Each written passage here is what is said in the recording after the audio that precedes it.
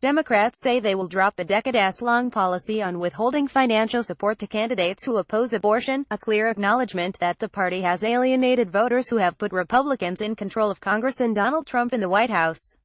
Rep. Ben Ray Lujan, DNM, the chairman of the Democratic Congressional Campaign Committee, told The Hill that the committee would reverse a policy that has strictly enforced a near-absolutist pro-abortion rights ideology on the candidates it supports. There is not a litmus test for Democratic candidates, Lujan said. As we look at candidates across the country, you need to make sure you have candidates that fit the district, that can win in these districts across America. Lujan admitted that the change is a political calculation to broaden the party's base, which has shut out hundreds of thousands of voters who might support much of the Democrats' platform but cannot accept the strong adherence to abortion on demand. Democrats need to pick up 24 seats in the 2018 midterm election to regain control of the 435-member House, to pick up 24 seats and get to 218. That is the job, Lujan told The Hill. We'll need a broad coalition to get that done. We are going to need all of that. We have to be a big family in order to win the House back. Although abortion is a divisive issue, more than half of U.S. adults take a non-absolutist position, saying that in most but not all cases, abortion should be legal 33% or illegal 24%, according to Pew Research Center polling. Fewer take the position that in all cases abortion should be either legal 25% or illegal 16%. But Lujan's comments brought an immediate backlash from pro-choice groups and some prominent Democrats. Mitchell Stilley, who oversees campaigns for NARAL Pro-Choice America, said throwing weight behind anti-choice candidates is bad politics that will lead to worse policy. The idea that jettisoning this issue wins elections for Democrats is folly contradicted by all available data. Officials with the Planned Parenthood Action Fund, which reported almost $1.5 million in independent expenditures during the 2016 election cycle, sought to paint abortion rights as intertwined with the Democratic Party's social and economic policies. Supporting reproductive rights, including abortion, is central to expanding economic opportunity to all Americans, spokeswoman Erica Sacken said in a statement.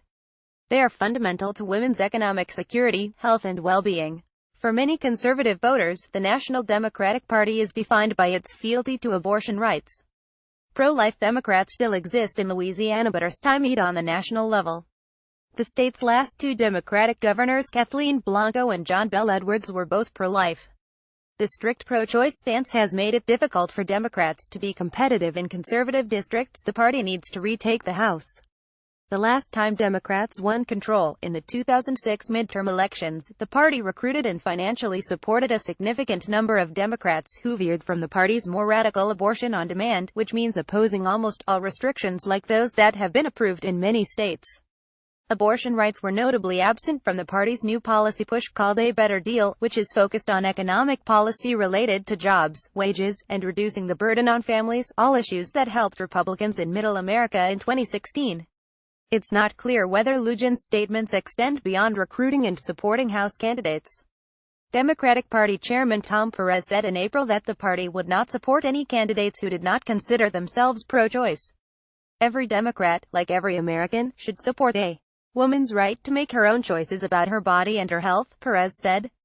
That is not negotiable and should not change city by city or state by state. At a time when women's rights are under assault from the White House, the Republican Congress, and in states across the country, we must speak up for this principle as loudly as ever and with one voice.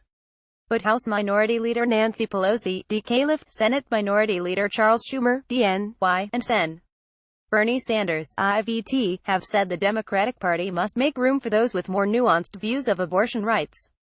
Pelosi, who is firmly pro-abortion rights, has said that a rigid pro-choice litmus test is limiting her party. I grew up Nancy D'Alessandro, in Baltimore, Maryland, in Little Italy, in a very devout Catholic family, fiercely patriotic, proud of our town and heritage, and staunchly Democratic, Pelosi said in May. Most of those people, my family, extended family, are not pro-choice. You think I'm kicking them out of the Democratic Party, as is always true in politics. Shifting a position on a core issue will mean a loss of support from somewhere. The abortion lobby has been a strong supporter of Democrats over the years, and its reaction to these changes will be closely watched. But the Democratic Party is finally waking up to the fact that enforcing an unyielding litmus test on abortion is costing them voter support. Tim Morris is an opinions columnist at NOLA.com, the Times Picayune. He can be reached at morris@nola.com.